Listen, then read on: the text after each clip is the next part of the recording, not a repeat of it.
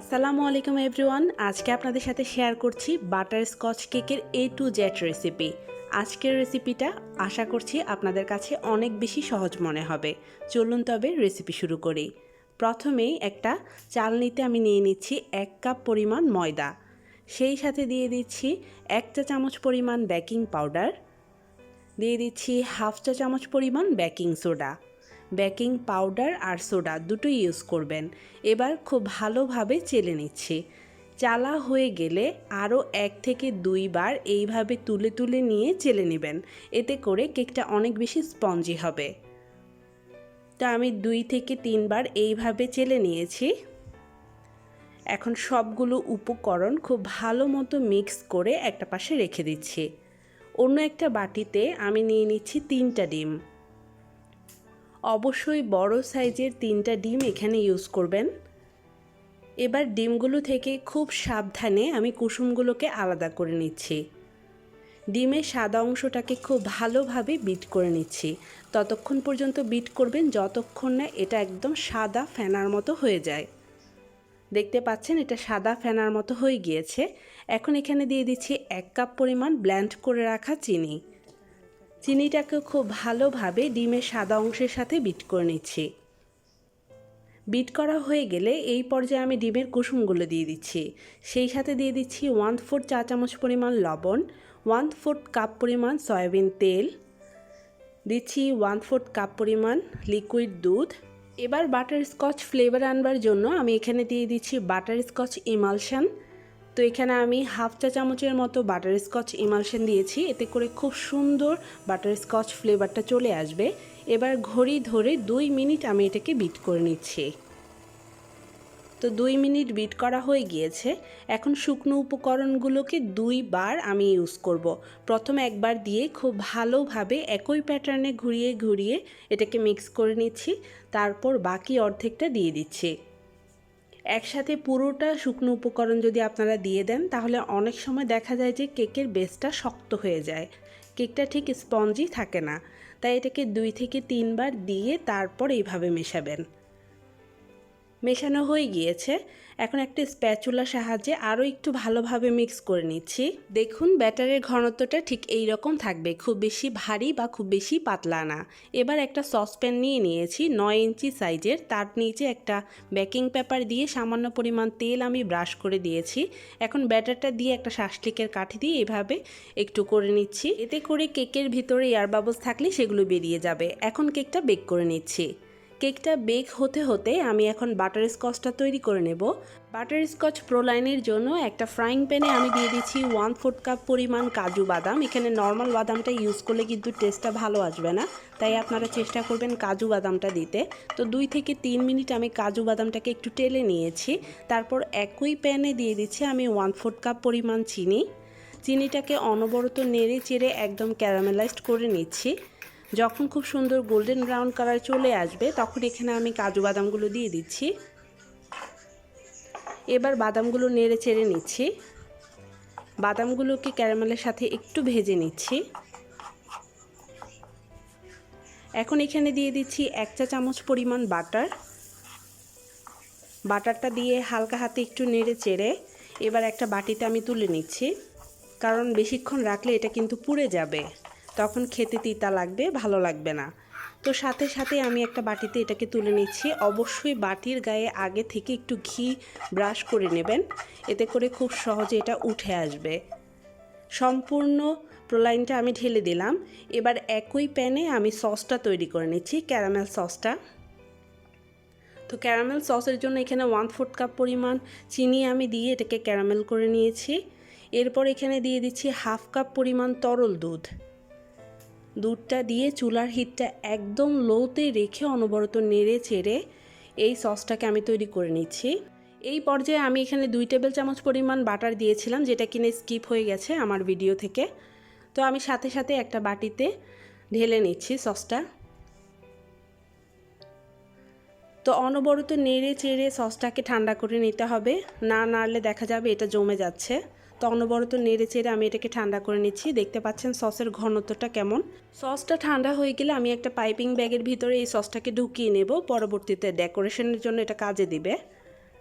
তো অন্যদিকে আমার যে বাটারস্কচটা আমি তৈরি করে নিয়েছিলাম, সেই বাটারস্কচ প্রলাইনটা দেখুন হাত দিয়ে আমি কিন্তু ভেঙে নিচ্ছি।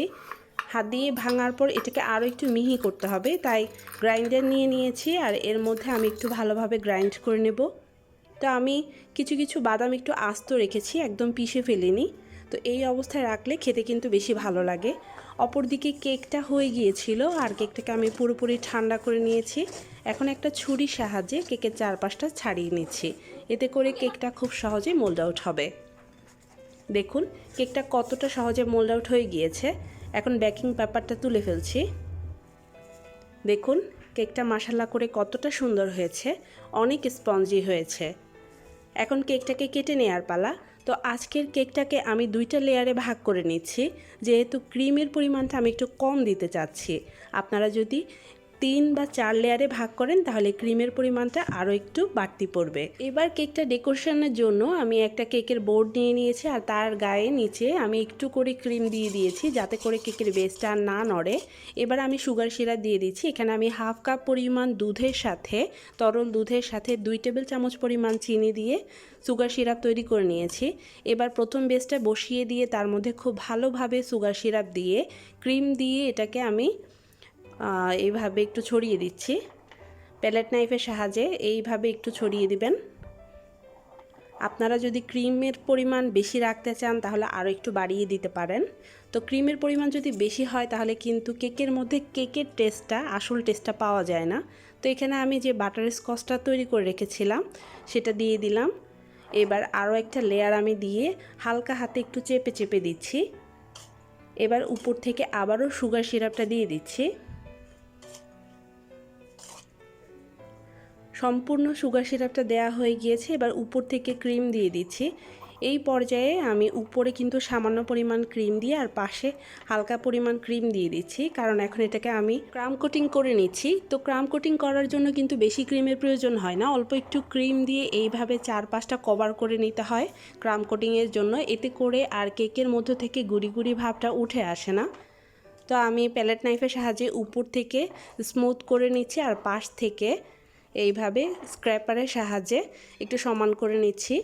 তো ক্রাম কোটিং করা হয়ে গেলে এবার আমি ক্রিম দিয়ে 4-5টা ঢেকে দিচ্ছি। তো 4-5টা ক্রিম দিয়ে কভার করা হয়ে গিয়েছে। এখন উপরের পাশেও ক্রিম দেওয়ার পালা। তো উপরের দিকটাও আমি ক্রিম দিয়ে দিচ্ছি। উপরের পাশটাও আমি ক্রিম দিয়ে দিলাম। এবার একটা প্যালেট নাইফের সাহায্যে উপরের পাশটাকে টেনে টেনে একটু সমান করে নিচ্ছি। এই কাজটা একটু ধৈর্য সহকারে করতে হবে। আর পাশ থেকে এইভাবে স্ক্র্যাপার দিয়েও আমি এটাকে সমান করে নিচ্ছি। যেদিকে যেদিকে মনে হবে যে ক্রিম লাগছে না সেদিকে আপনারা প্যালেট নাইফের সাহায্যে অল্প অল্প করে ক্রিম বসিয়ে দেবেন। আর বাড়তি যে ক্রিমটুকু আছে এইভাবে আমি স্ক্র্যাপারের সাহায্যে করে নিচ্ছি। এখানে একটা জিগজ্যাগ স্ক্র্যাপার নিয়েছি আর সেটা দিয়ে আমি পাশে একটু ডিজাইন করে নিলাম। এবার উপর থেকে ব্রেড নাইফ দিয়ে এভাবে টেনে টেনে সমান করে নিয়েছি। বাড়তি যে ক্রিমগুলো রয়েছিল বোর্ডের পাশে সেগুলো আমি টিস্যু পেপার দিয়ে পরিষ্কার করে নিয়েছি। দেখুন পাশটা কতটা ভালো লাগছে। এখন যে সসটা আমি তৈরি করে রেখেছিলাম সেটা এরকম একটা পাইপিং ব্যাগে আমি ঢুকিয়ে নিয়েছি। এখন 4-5টায় আমি এভাবে দিয়ে দিচ্ছি ক্যারামেল সসটা।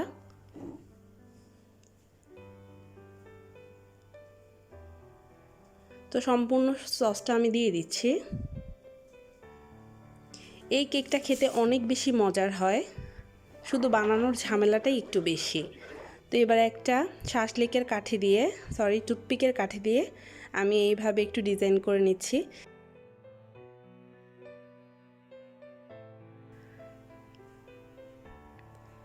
দেখুন ডিজাইনটা করা কিন্তু খুবই সহজ।